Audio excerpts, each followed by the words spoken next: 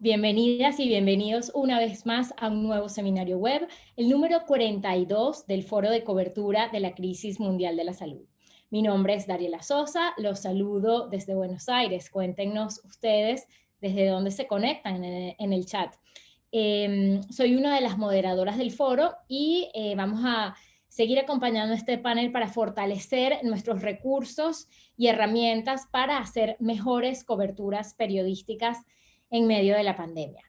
Les recuerdo que esta actividad es una iniciativa del Centro Internacional para Periodistas, ICFJ por sus siglas en inglés, y la Red Internacional de Periodistas, IJNet.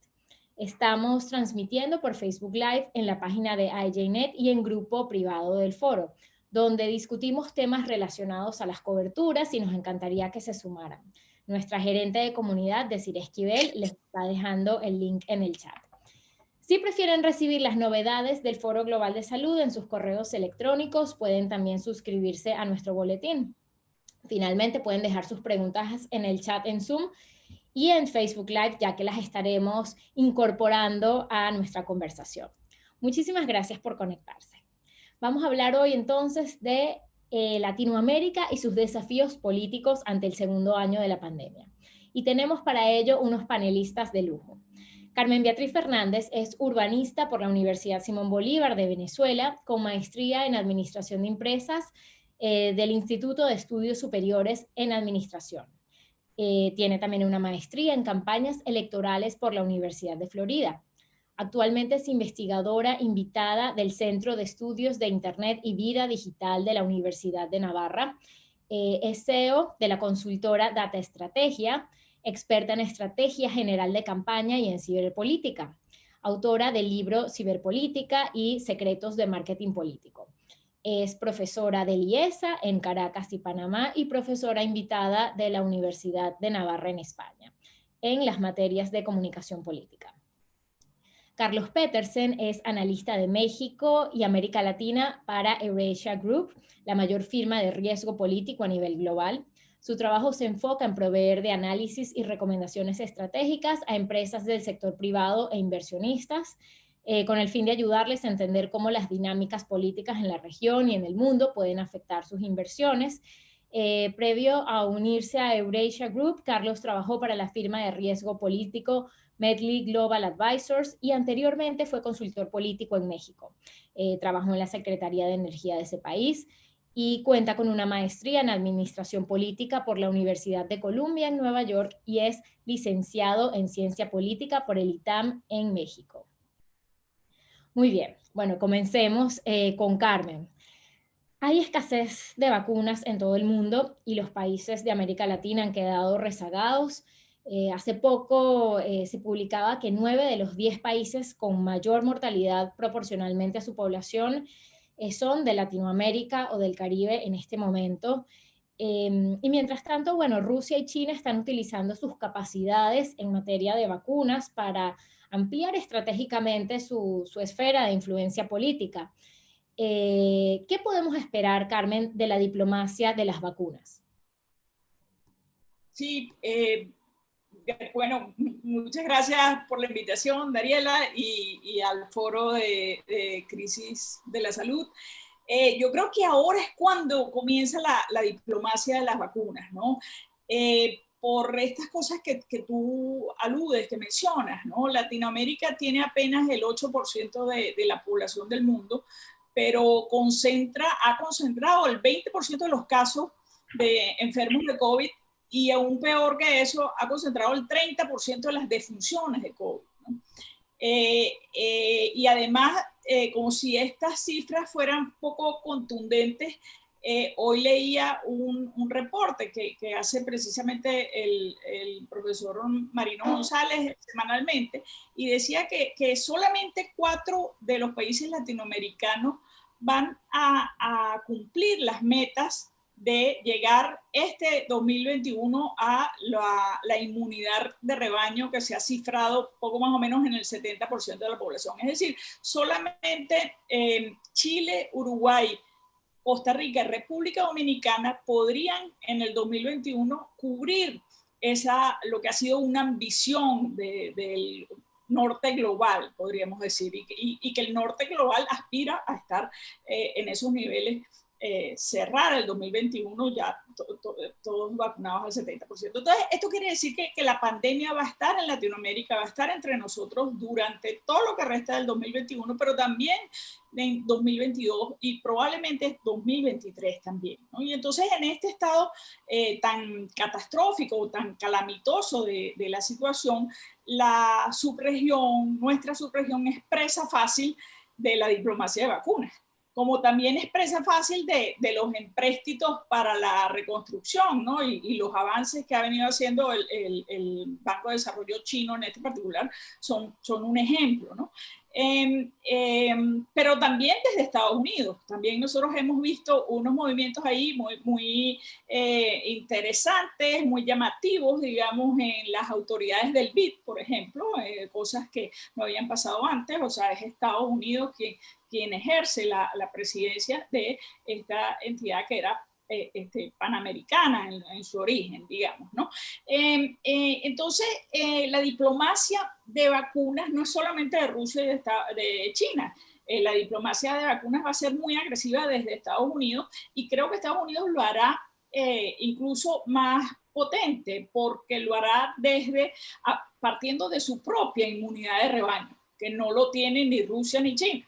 Rusia y China están repartiendo vacunas, pero tienen un problema fronteras adentro todavía muy serio, muy grave, ¿no? Y por lo menos en el caso de Rusia, los subregistros de mortalidad y de enfermedad de COVID son enormes, ¿no? Entonces, Estados Unidos ha anunciado que repartirá entre 80 y 100 millones de dosis, pero eso no es nada. Yo creo que eso va a ser mucho más, incluso va a ser mucho más allá desde Europa. Europa ahora cerró unos acuerdos con Pfizer que hablan de no sé si 1.8 billones, o sea, unas cantidades muy superiores a lo que es las necesidades europeas en términos de población. Por si lo hace es porque va a haber un excedente importantísimo, y ese excedente va a ejercerse como diplomacia de vacunas, ¿no? Entonces, yo creo que ahora es que empieza, y ahora es que estamos viéndolo, ¿no? Y lo que se dice es la Guerra Fría, lo que fue la Guerra Fría, ahora comienza a ser, o será en los próximos años, una guerra de geopolítica de vacunas y de incidencia en la esfera más blanda, si se quiere, ¿no? Del poder, en este sentido, del poder blando. Claro, bueno, queremos seguir hablando de cómo va a ser esa influencia ahora que hay otros países occidentales como Estados Unidos y países europeos que van a tratar de apoyar a Latinoamérica. Bueno, Carlos, con esta introducción que nos daba Carmen Beatriz, sabemos ya que América Latina pasa por uno de los peores momentos de la pandemia, que a lo mejor el fin de la pandemia no solo no es en 2021, sino que puede llegar en 2023 para varios países. Y todo esto en el marco de que a lo mejor una pandemia no se acaba hasta que realmente en todos los lugares del mundo está bastante controlado, ¿no? Pero bueno, en América Latina tenemos dificultades económicas, hay hospitales colapsados y los confinamientos siguen siendo recurrentes, ¿no? Lo que hace que la economía se deprima aún más. ¿Cuáles son las consecuencias electorales o en términos de manejo y distribución del poder político de la pandemia en la región? Primero que nada, muchísimas gracias por la invitación y gracias por el espacio para poder platicar de esto, que pues obviamente es el tema más relevante actualmente en todo el mundo y no se diga en la región, ¿no? Yo creo que antes de pensar y de platicar en cuáles han sido las consecuencias de la pandemia en específico en toda la región, hay que pensar un poquito de dónde venimos, de cómo estaba la región y las dinámicas políticas en América Latina justamente en 2019, principios del 2020, ¿no? Y lo que podemos observar desde ese momento es que en América Latina ya desde hace varios años hay niveles de descontento muy elevados, ¿no?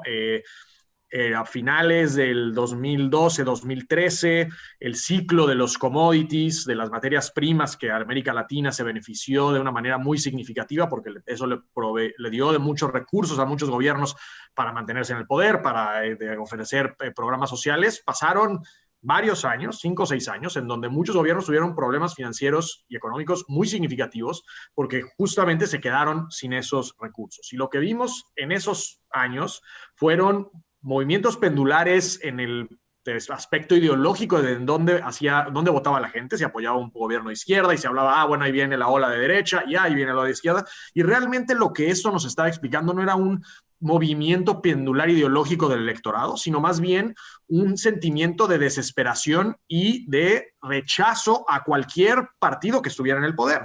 Y lo vimos, por ejemplo, el caso no más evidente es a lo mejor el argentino, en donde estaba el kirchnerismo gobernando, después entró Macri y ahora vuelve una versión del kirchnerismo después de eso, justamente porque la gente está buscando una alternativa hacia lo que sea que rechaza justamente al gobierno anterior que no pudo resolverle sus problemas. Vemos lo mismo en el caso brasileño, ¿no? Veníamos de una izquierda y después entramos ahora con Bolsonaro. En el caso de México, el rechazo a la administración de Peña Nieto de centro derecha y López Obrador tomando el poder, y así podemos ir viendo justamente estos movimientos pendulares. Entonces, ya de por sí, antes de la pandemia, antes de que entráramos en esta crisis global, estábamos en un momento político muy sensible en toda la región, de mucho descontento, de demandas crecientes del electorado latinoamericano, que sí, obviamente es un electorado en promedio pobre, pero se inserta dentro de unas dinámicas de clase medias en donde la gente demanda mejores servicios, la gente demanda que su gobierno actúe en cuanto a temas, por ejemplo, como la corrupción, y justamente estábamos en esa ebullición y pues, las marchas en Chile, por ejemplo, antes de la pandemia son un claro ejemplo de eso. Hacemos un poco fast forward, viene la pandemia, vemos las distintas respuestas que tuvieron los gobiernos, que yo creo que para dentro de los siguientes años Latinoamérica va a ser un caso súper jugoso para analizar de las distintas respuestas que hubieron, porque sí tenemos todos los extremos. En un extremo, a lo mejor el menos activo fue el gobierno mexicano, en donde decidió no implementar ningún tipo de estímulo fiscal, ningún tipo de gasto, un poco de respuesta en temas de salud, ampliando acceso a camas, pero realmente haciendo muy poco, y con los resultados de salud que hay y económicos, pero con un balance fiscal más o menos estable que ahora les permite estar en una situación un tanto más certera. Y del otro lado tenemos casos como el peruano, por ejemplo, en donde tuvieron un esfuerzo muy fuerte de implementar ¿no? Dar muchos recursos a la ciudadanía, cerrar el país entero ante los momentos del COVID, y aún así tuvieron un resultado muy negativo en términos de salud, con las tasas más elevadas de muertes en toda la región y todos los países en medio. Y lo que hemos visto también es muy interesante ver cómo la aprobación de los presidentes y el apoyo o no a los gobiernos fluctúa mucho en función del momento en que la pandemia ha sucedido. Al principio, cuando los gobiernos tenían una reacción fuerte y contundente sobre la pandemia, anticipándose a lo que estaban viendo que estaba sucediendo en Europa y Estados Unidos, los niveles de aprobación de los presidentes, del presidente de Colombia, de Bolsonaro, de hecho mejoraron.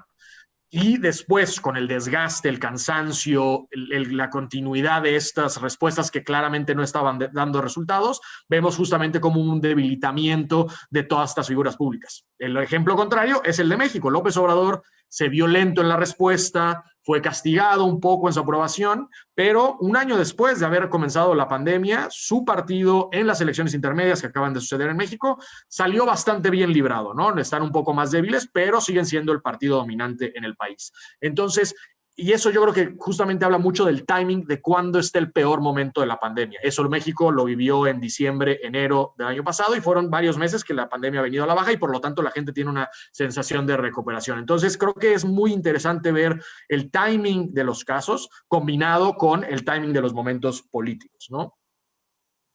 Excelente, excelente. Bueno, Carmen, la región está pasando por una de sus peores contracciones económicas en un siglo. Tenemos a 40 millones de personas entrando en la pobreza y bueno, hilando con lo que decía Carlos, pues cómo se traduce en términos políticos esta desigualdad que cada vez se está exacerbando más. Sí, muy interesante y muy preocupante a la vez, ¿no? Creo que una de las secuelas, hay muchas secuelas que tiene la pandemia, ¿no? Y hay secuelas, pues la más evidente y la que concentra la mayor parte de la atención está en términos de la salud, ¿no? En términos de camas, en términos de enfermos, en términos de defunciones. Pero otras secuelas que son igualmente importantes es la económica y la secuela sobre la democracia que está trayendo también la pandemia, ¿no? Entonces, como tú bien has dicho y viene expresando Carlos también, o sea, nosotros tenemos grandes desequilibrios. Estamos viendo, por un lado, países que tienen excedentes de vacunas y países que tienen enormes déficits de vacunas. Particularmente en Latinoamérica el contraste es brutal, ¿no? Pero además al interior de los países también vemos gran inequidad. También vemos grandes ganadores y grandes perdedores que está dejando la pandemia, ¿no? Entonces, la inequidad es una variable que va a hacerse vital dentro del lenguaje político y dentro del mensaje político. Siempre ha sido una variable importante y una variable sobre todo que es parte del lenguaje tradicional de la izquierda, ¿no? Pero yo creo que ahora la equidad no va a hacerse un mensaje exclusivo de la izquierda, la equidad va a ser un mensaje transversal, donde las diferencias pueden estar en las tonalidades más bien, ¿no? Si ves la equidad como revancha redistributiva, o si ves la equidad como la búsqueda de crecimiento o las posibilidades que hagan a las sociedades crecer para hacer redistribución a partir del crecimiento y tener sociedades más igualitarias, ¿no? O más con mayor oportunidad o con mayor igualdad e igualdad de oportunidades, ¿no? Y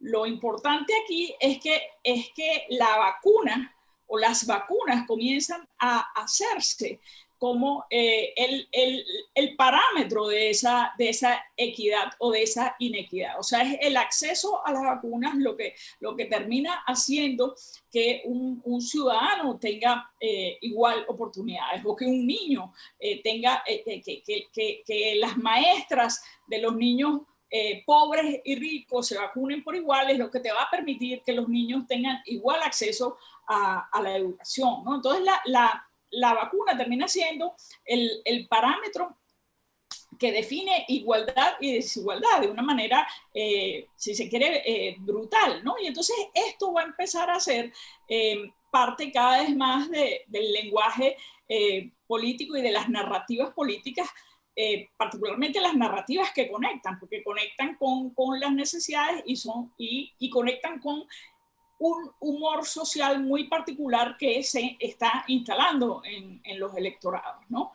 Porque otra de las secuelas es sin duda las secuelas en el ánimo y las secuelas emocionales, y estas tienen como marca, digamos, en lo que estamos viendo y en lo que vamos a ver en los próximos 2 años, una incertidumbre enorme en el ánimo de los electores y en el ánimo del electorado. Y esto, el político exitoso, digamos, tiene que saber conseguir conectar los mensajes con estas demandas y con estas necesidades, ¿no?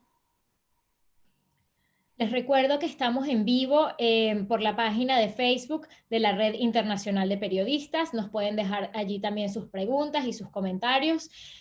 Vamos con Carlos. Ya Carmen nos habló de la desigualdad en términos de acceso a las vacunas. Quisiera seguir tocando el tema de la desigualdad, pero ahorita en términos de ingresos económicos, ¿no? De ver que hay, digamos, algunas élites en países latinoamericanos que quizás ahorita están mejor que antes, pero hay, digamos, millones de empleos que se han perdido. incluso el turismo, que era una fuente de ingreso importante para muchos países latinoamericanos, ha bajado un montón y no parece que va a subir en los próximos meses si la situación no se controla, ¿no? En países como Brasil o Argentina, por ejemplo, ahorita es complicado que haya gente que quiera pasar sus vacaciones allí. ¿Cuáles son, o sea, cómo ves tú las dinámicas políticas y de gestión del poder en una situación en donde ahora veo que cada vez tengo menos dinero y que hay unos pocos que sí, o sea, digamos, terminaron siendo ganadores de la pandemia, pero yo agarré como todas las barajitas malas? No, es creo que una pregunta importantísima a resolver y creo que eso va más allá de la región, ¿no? Creo que eso es un tema global en donde, pues finalmente, todos los que pudimos y afortunadamente pudimos trabajar desde casa sin tener que exponernos de una manera significativa al virus y la economía que pudo seguir adelante sin tener que estar expuesta al contacto diario, pues eso, ¿no? Eres parte de la élite o parte de las clases medias altas, te viste beneficiado. Las clases medias bajas que tenían que estar, ya sea porque trabajan en alguna cuestión de servicios o de trabajo que tienen que estar de manera presencial, fueron las que más sufrieron. Y de nuevo, esto es un fenómeno que impactó más allá de Latinoamérica a todo el mundo, ¿no? Obviamente estas tendencias en países emergentes, en mercados emergentes como América Latina, se acrecentan porque ya de por sí hay una desigualdad gigantesca en nuestra región y esto pues nada más lo hace mucho más palpable y mucho más sensible. Y ahí es donde un poco ligando a los puntos que había tocado anteriormente, creo que las respuestas a la crisis se hacen, y en el momento de la crisis, no las respuestas posteriores, sino durante la misma pandemia, se vuelven mucho más relevantes, ¿no?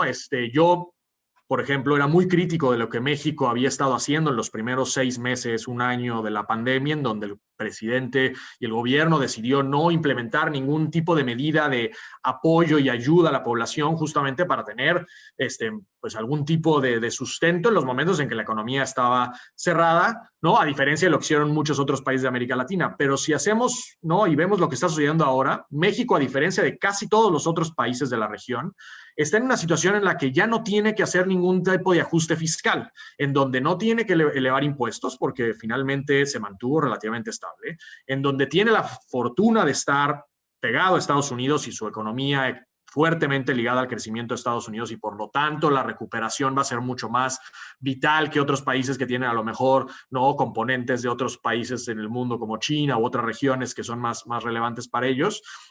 Y esto le da una cierta estabilidad desde el punto de vista macroeconómico, ¿no?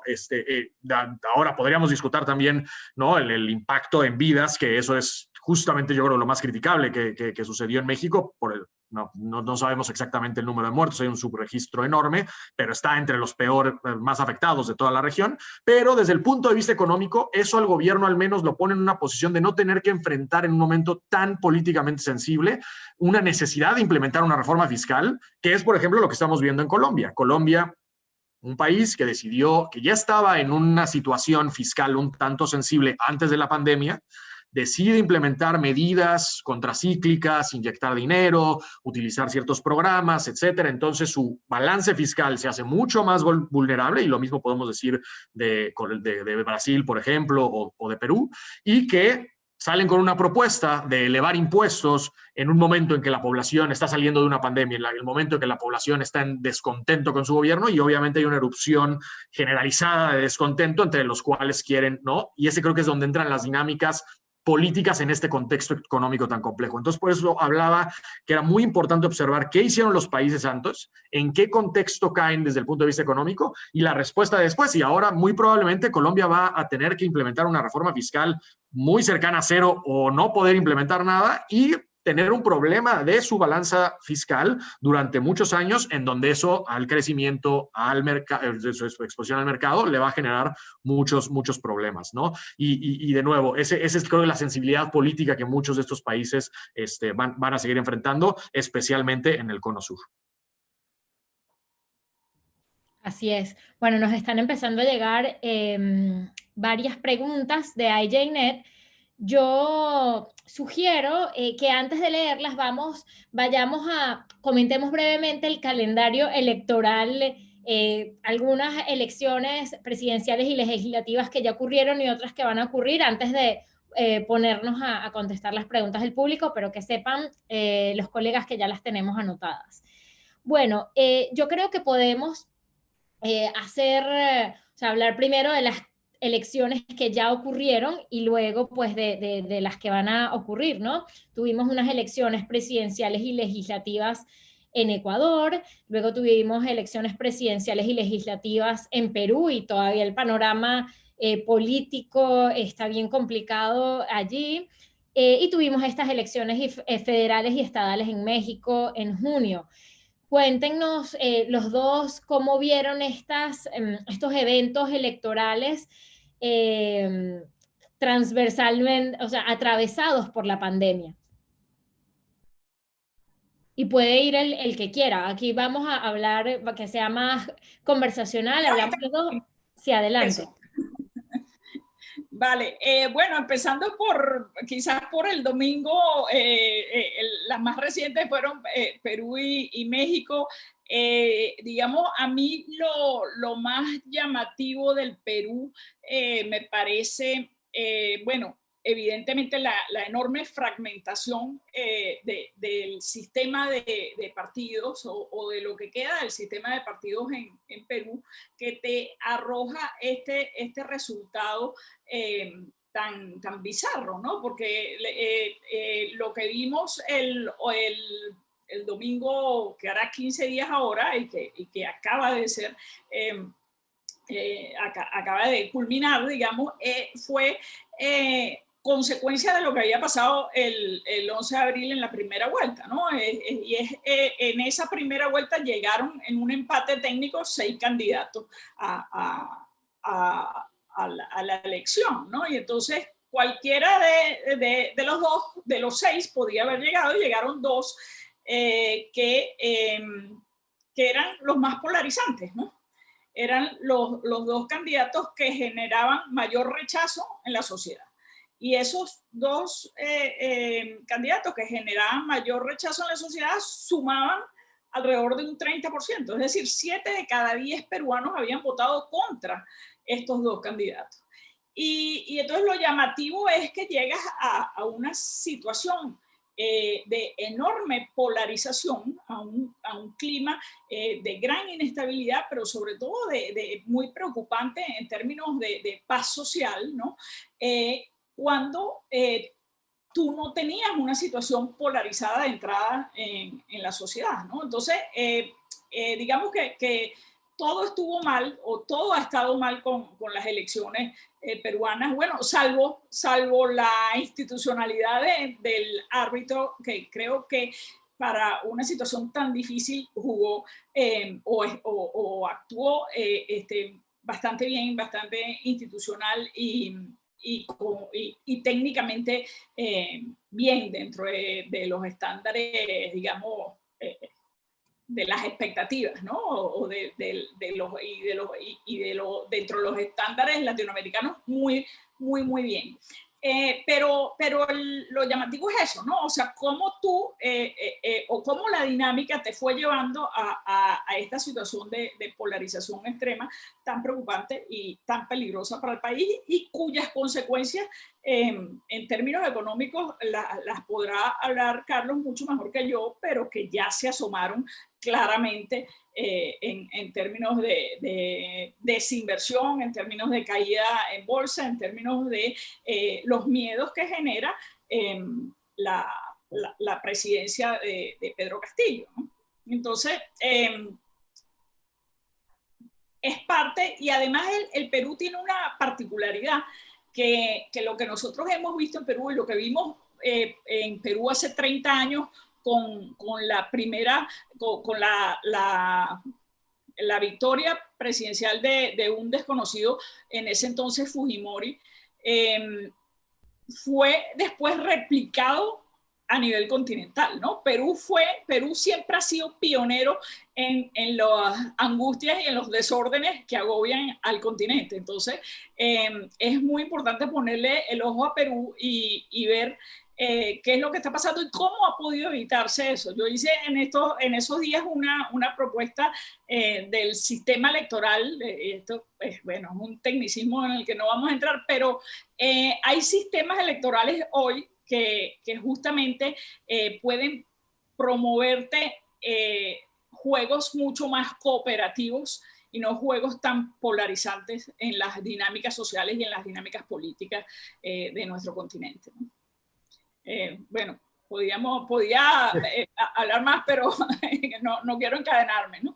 No, ahí creo agregar algo que subrayar más bien, que fue la palabra clave, yo creo que es la polarización y es la fragmentación, y pensando más bien hacia adelante en Perú, qué es lo que podemos esperar que suceda, es cómo alguien con tan poco apoyo de no solo el electorado, pero al final institucional, porque cualquiera de los dos que hubiera ganado la elección, ¿no?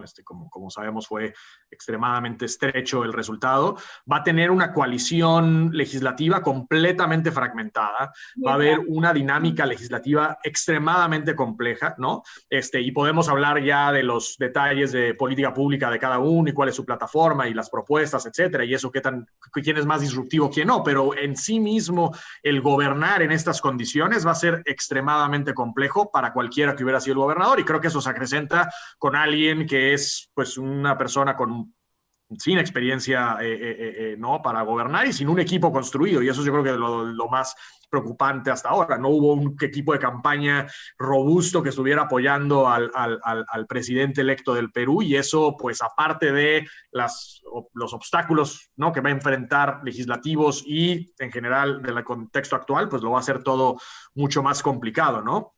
Pero algo súper interesante que ahorita que mencionabas de elecciones que ya sucedieron o las que van a suceder, yo incluiría de las que ya sucedieron y también va a suceder de nuevo, Chile, ¿no? Entre los países por el referéndum, ¿no? Para hacer la constitución y el voto para constituir la asamblea constitucional, ¿no? Para crear esta nueva constitución, que fue una sorpresa electoral absoluta, en donde los partidos tradicionales de Chile quedaron completamente relegados y candidatos independientes o partidos de más extremos lugares, de mayor extremos nuevos, fueron los que realmente ganaron la mayoría de esa composición, ¿no? de la nueva asamblea. Y lo mismo puedes decir en el caso de Ecuador, en donde el correísmo, que era el partido no en el poder, pero en el establishment hasta cierto punto que estaba compitiendo, también perdió en las elecciones, y Castillo mismo fue la sorpresa en las primarias, ya después estaba, ¿no? empatado todo el tiempo en las encuestas o cercano a Keiko Fujimori, en donde se ve que claramente lo que la gente está votando es una forma de mostrar su descontento, y es una elección de cambio, y eso es lo que estamos viendo consistentemente en toda la región. México es un ejemplo separado, siempre sus elecciones intermedias son un tanto distintas, no hay presidentes, entonces son menos figuras unipersonales que atraen más voto, etcétera. Eso es un poco una dinámica un tanto diferente, pero el rechazo al establishment, el rechazo a las condiciones actuales se está viendo por todos lados en la región. Y eso, pues, como bien mencionaba Carmen, en Perú y en todos lados puede ser premonitorio de lo que pueda suceder en otros países. Y mi último punto a mencionar de las elecciones que ya sucedieron, que me pareció algo muy interesante, es que en todas, excepto la del Perú, la participación electoral fue realmente alta, ¿no? En el caso de Ecuador se mantuvo el nivel de participación, entonces podemos pensar que la pandemia en sí mismo no jugó un factor para desincentivar el voto, ¿no? En el caso de México fue mayor a las elecciones intermedias anteriores, ¿no? Normalmente el porcentaje de votación había estado alrededor de 45, 46%, y esta vez fue de 52%. En el caso de Ecuador estaba en el 82% como históricamente ha estado. En el caso de Perú sí se redujo un poco, y eso pues se puede analizar qué impacto tuvo en el resultado, pero yo creo que es bien interesante por hablar de justamente que a pesar de que hay una pandemia, la gente está queriendo y está dispuesta a ir a votar, ¿no? Y eso también era una gran incertidumbre en los procesos. ¿No? En Chile más bien la participación fue muy menguada, ¿no? Y eso también es llamativo porque era una elección muy importante, ¿no? Sin embargo, claro, Chile es el único de esos países donde la elección no es obligatoria, ¿no? Entonces, eso también influye, ¿no? México tampoco, pero sí, de acuerdo. Bueno, tenemos aquí ya las preguntas de IJNet antes de pasar a las elecciones que vienen, ¿no? tenemos aquí para Carmen desde Facebook, ¿qué es lo más urgente que podrían hacer los gobiernos en cuanto a políticas públicas con miras a la pospandemia? Nos pregunta Augusto desde Colombia. Sí, bueno, es que fíjate, es tan claro que a veces no lo vemos, ¿no? Pero lo más básico para un liderazgo, lo más básico para una sociedad, lo más básico para un país o una población incluso animal que escoge su liderazgo es proteger, ¿no? En una manada cualquiera de animales salvajes escoge al más fuerte, al más inteligente de la manada, al más hábil, al más apto, ¿no? Porque al escoger al más apto, la sociedad está apostando a su propia sobrevivencia, ¿no? Entonces las sociedades latinoamericanas se cuestionan muy fuertemente quién está al mando por estos indicadores que nos hablaba Carlos de quién ha gestionado bien y quién mal la pandemia, ¿no? Y es natural que tú te plantees que el liderazgo sea reemplazado por conductores que abracen o que te den más posibilidades como sociedad de sobrevivir y de subsistir, ¿no? En las últimas décadas, la humanidad, o en los últimos 50 años, podría decirse, ha tenido tal holgura que le ha permitido dirimir esas escogencias en banalidades como escoger al más guapo. Los mexicanos tienen de eso también, o al más gracioso o al más carismático, pero eso ya no más, porque lo que está en juego es muy duro y la pandemia es tan grave y tan omnipresente que cualquier estrategia política tiene que incluir a la pandemia no solamente como parte del mensaje y de las narrativas, sino como parte del demostrar que tú puedes, que tú eres el líder que puede salvar a tu población, ¿no? Que puede salvar, tú eres el líder que puede salvar a la manada. Y yo creo que esto es un cambio político muy importante en las preferencias del electorado, porque está en juego su propia vida, pues no es tan importante como eso, ¿no? Entonces el líder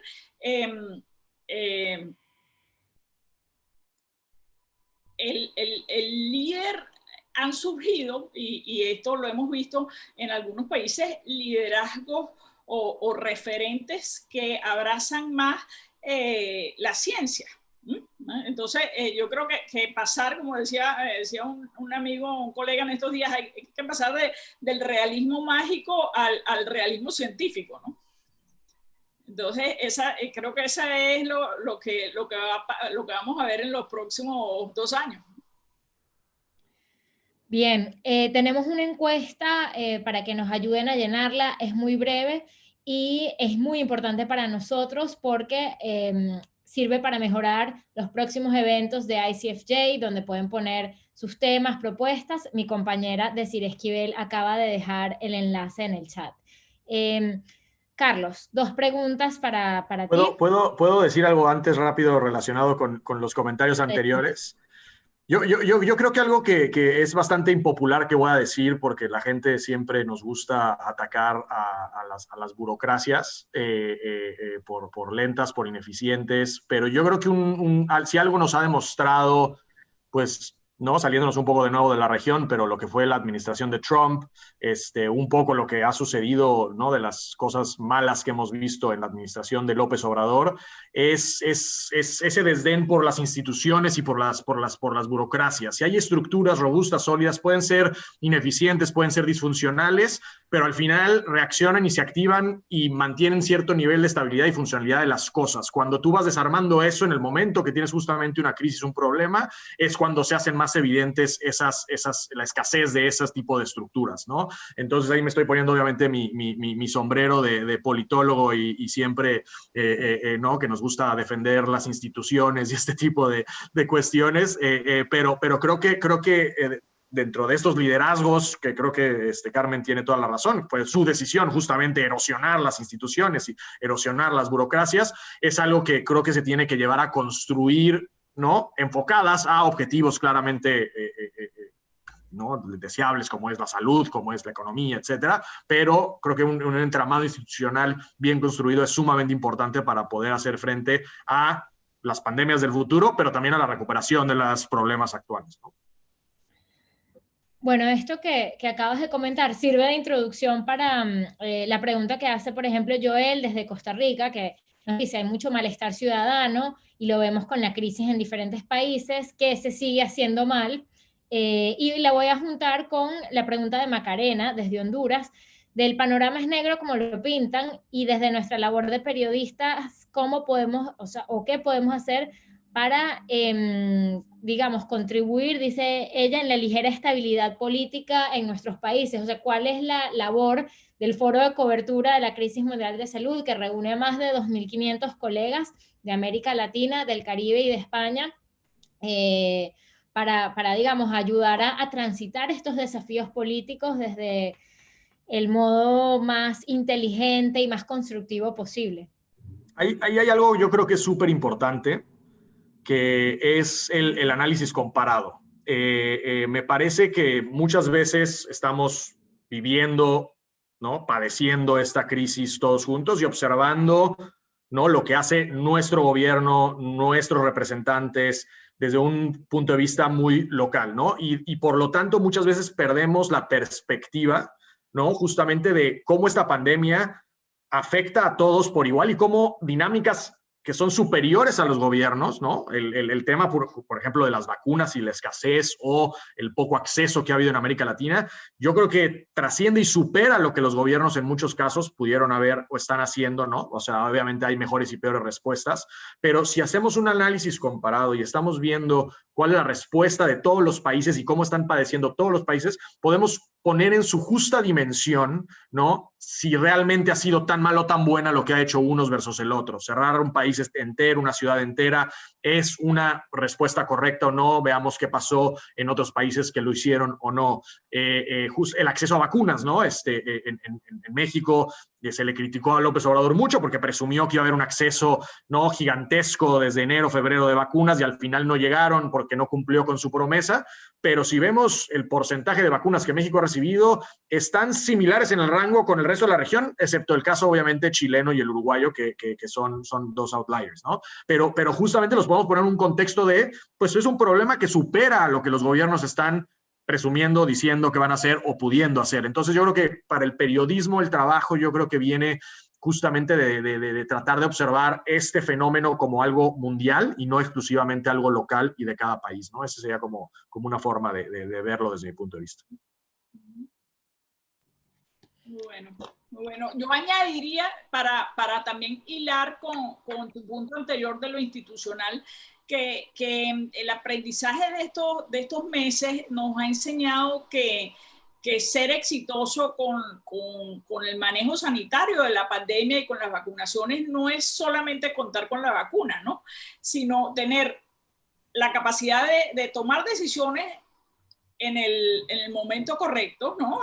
Y eso implicó tener capacidad de negociar con las farmacéuticas, en el caso chileno fue muy claro, pero en el caso norteamericano también. Y segundo, tener la capacidad operativa y logística de vacunar, que eso solamente lo tienes si tienes la institución sanitaria, si tienes una institución sanitaria que sea robusta y que te permita hacer este esfuerzo absolutamente excepcional, que demanda capacidades también excepcionales y que no podrás hacerle frente si no tienes un sistema sanitario bien instalado, ¿no?, y bien construido. Claro, incluso el tema de la suerte, ¿no? Porque en Chile, que la logística de la vacunación fue hecha como de manera muy veloz, o sea, destacó en América Latina, pero todavía no han podido controlar la transmisión porque la vacuna que principalmente inocularon, pues no, que no tiene la efectividad, la eficacia que tienen otras vacunas, ¿no? Entonces, bueno, son como la vida, pues es algo multifactorial y que ves que esas cosas también tienen incidencia en lo que ocurre después. Bueno, llegamos entonces a hablar de las elecciones que van a ocurrir, y voy a meter también la pregunta de Néstor, aunque no es específicamente electoral, ¿no? Pero ya que vamos a hablar de países por separado. Néstor nos dice que cómo ven ustedes la implementación de la moneda virtual Bitcoin como moneda de curso legal en El Salvador, aprobada por el legislativo como un modelo, o sea, como una forma innovadora de gestionar crecimiento económico en medio de la pandemia. Y bueno, y antes, porque nos quedan 13 minutos, voy a presentar los temas de los que me gustaría también que hablásemos para cerrar el seminario de hoy. Bueno, tenemos presidenciales y legislativas en Nicaragua el 7 de noviembre. Ya ha habido varios candidatos presidenciales detenidos, presidenciales y legislativas en Chile, con el marco de las elecciones constituyentes que ocurrieron antes y que cambian el panorama político, y las elecciones legislativas en Argentina el 24 de octubre. Bueno, tenemos esos países. Si alguno de ustedes quiere que toquemos algo más, lo pone por el chat. Recordemos que tenemos un poco más de 10 minutos para hablar de esto y bueno, comenzamos con Carmen. Sí, podemos comenzar con Carmen y con Nicaragua, por ejemplo, que lo de Nicaragua es absolutamente inaceptable y vergonzoso. Sin duda, no se pueden llamar elecciones un proceso que llega al extremo de detener a los candidatos, ¿no? O sea, sí, es muy fácil ese modelo de ganar elecciones apresando a tus contendores, pues no, está bien lejos de los estándares mínimos democráticos, ¿no? Pero yo quería poner el acento allí donde en que Ortega lo hace porque puede hacerlo. Porque ha recibido un mensaje en los últimos años de que tú puedes tener impunidad si te robas una democracia. Ese es el mensaje que le ha dado Maduro al mundo y que le ha dado la comunidad internacional a Maduro, lamentablemente. Entonces, hoy por hoy, como hubo un político venezolano, Gonzalo Barrios, que dijo: no hay razones para no robar. En los años de la democracia venezolana, que siempre estuvo signada por la corrupción. No hay razones para no robar. Y yo diría hoy, no hay razones para no robarte la democracia, porque no hay consecuencias. Entonces, lamentablemente, el problema venezolano o el problemón venezolano o el robo de la democracia venezolana no se atajó a tiempo. Y el mensaje que queda a todos los tiranos o aspirantes a tiranos del mundo es tierra baldía, ¿no? Entonces, dramático. Ahí te voy a robar tu frase de lo hace porque puede, para ligarlo un poco con el caso de Salvador y Bitcoin. Yo creo que es un poquito lo mismo, ¿no? Es porque puede, lo hace, ¿no? Es un tema que le gusta al presidente y entonces implementa esta nueva moneda para utilizar en el país. Yo creo que, sin ser experto en el tema, conlleva demasiados riesgos por toda la volatilidad de esta criptomoneda y este nuevo experimento que no sabemos exactamente hacia dónde va, pero justamente es un ejemplo, ¿no? de cómo un gobierno con la popularidad que tiene el presidente y el control que tiene el Congreso puede llevar a implementar este tipo de decisiones, ¿no? Sean cuestionables, ¿no? O no, ¿no? Llevarlas a cabo. Ahí hay algo que a El Salvador, y era un poco lo que mencionaba relacionado con México, ¿no? Que se ve un panorama un tanto más estable, le puede beneficiar, que es el crecimiento en Estados Unidos y por lo tanto las remesas que pueden fluir a Centroamérica y El Salvador, y eso pues en general puede ser algo benéfico y que en el corto plazo pueda hacer parecer que esta estrategia fue correcta, porque justamente no va a haber unas consecuencias económicas, no necesariamente va a haber unas consecuencias económicas tan negativas, palpables, justamente porque viene un viento ¿no? A favor gigantesco que a toda la región que se ve muy beneficiada por el crecimiento de Estados Unidos, que es México y Centroamérica principalmente, pues les va a ayudar, ¿no? Eso yo creo que ya si empezar a implementar de esta manera este tipo de nuevas tecnologías, criptomonedas, etcétera, es lo correcto. De nuevo, no soy experto, pero por cómo se está moviendo el mercado, la volatilidad que tienen este tipo de activos financieros o económicos es creo que demasiado riesgoso, ¿no? Y luego que hay que tener en cuenta que nunca El Salvador va a poder ser un modelo, porque El Salvador es un país muy, muy pequeñito. O sea, yo estaba viendo, yo vivo en Bilbao y estaba viendo que Bilbao tiene mayor PIB que todo El Salvador, ¿no?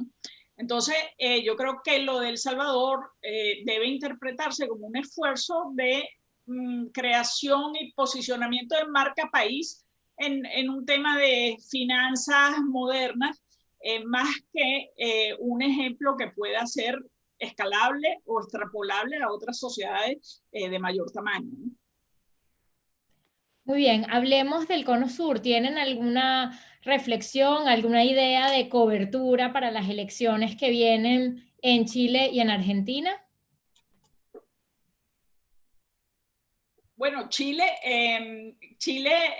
bien inestable también, con la diferencia que es un país muy institucionalizado, ¿no? Y muy estable y con chilenos dentro, con chilenos ordenaditos dentro, ¿no?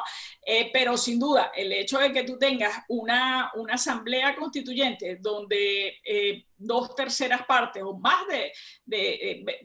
tú necesitas llegar a acuerdos con 2/3 partes y tienes allí una cantidad de gente que es absolutamente neófita, que no tiene experiencia en pactos, que no tiene experiencia legislativa, que no tiene experiencia en llegar a acuerdos. Entonces es muy difícil, o sea, es fácil que las cosas salgan mal, ¿no?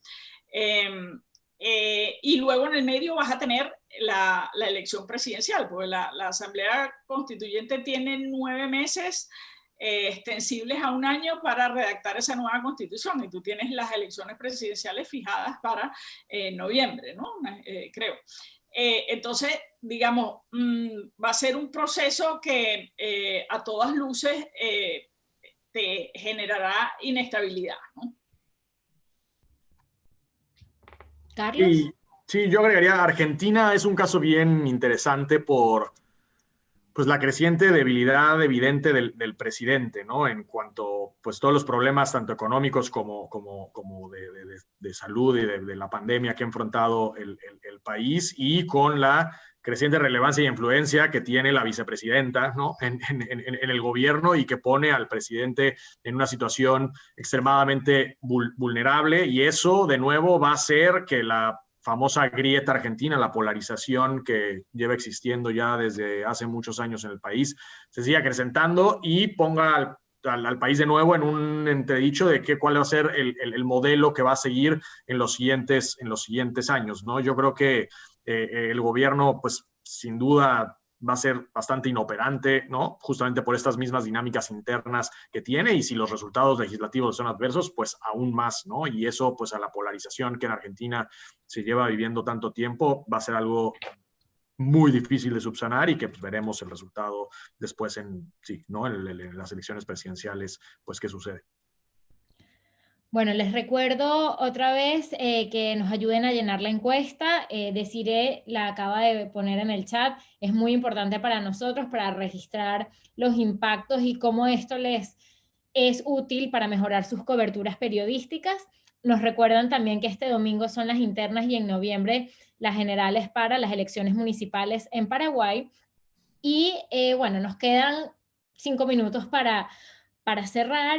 Y bueno, si algo ha quedado claro de la conversación con Carlos y Carmen es la inmensa diversidad de la región, no solo en tamaños de países, en tamaños de economía, sino también en regímenes. No es lo mismo hablar de elecciones en países como Cuba, Nicaragua, Venezuela, que elecciones en otro tipo de países con instituciones un poco más robustas, ¿no?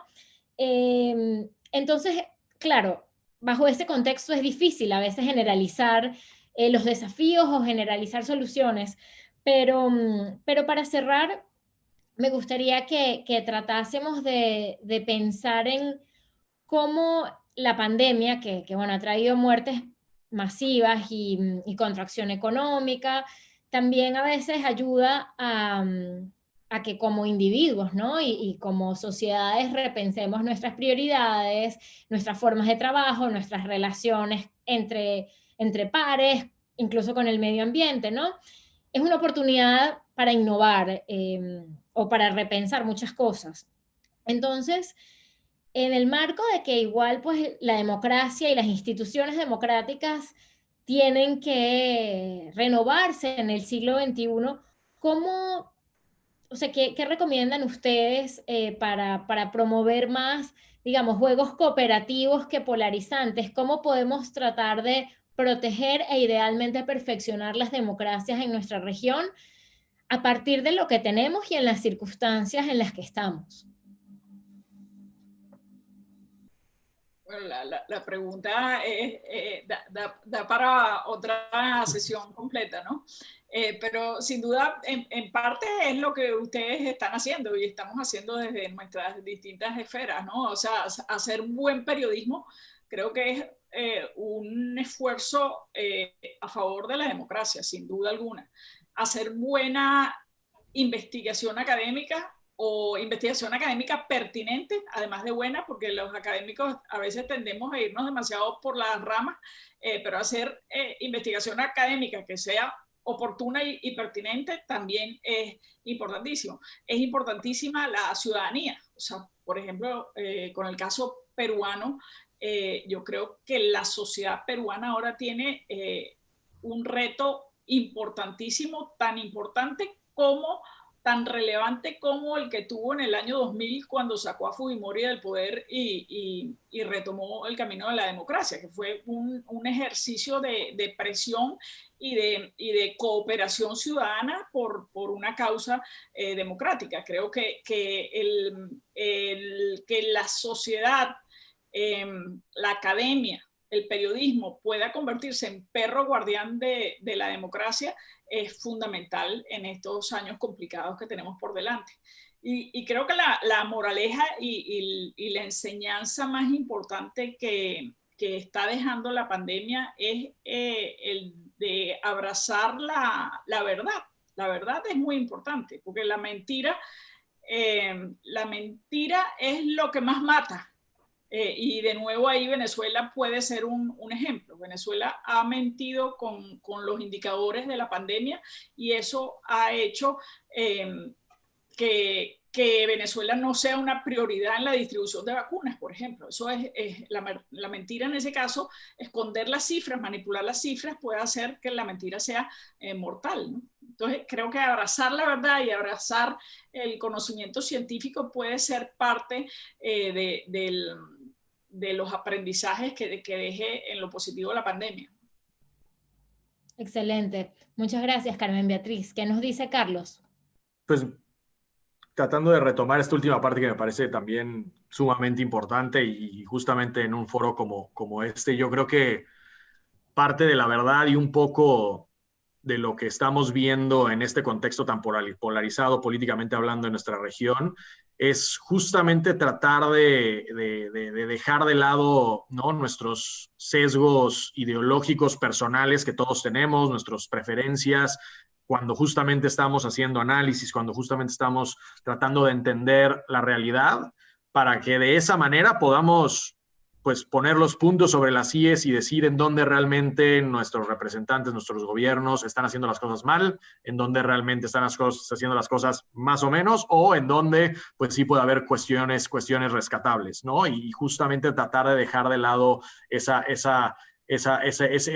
postura de bandos y de cualquier cosa que viene de un lado, criticarla y cualquier cosa que viene del otro. Y sé que es muy difícil porque justamente, ¿no?, estamos insertados en esta polarización constante, pero creo que ese es un ejercicio que también yo creo que la pandemia y cómo ha evolucionado y el cómo hemos nosotros también entendido el cómo las respuestas han sido distintas, mejores o peores, yo creo que es una enseñanza que hay que tomar y hay que trabajar, porque eso, pues, más allá de este contexto, va a ser mucho más fuertes a las sociedades, a la democracia y pues a nuestros países, ¿no?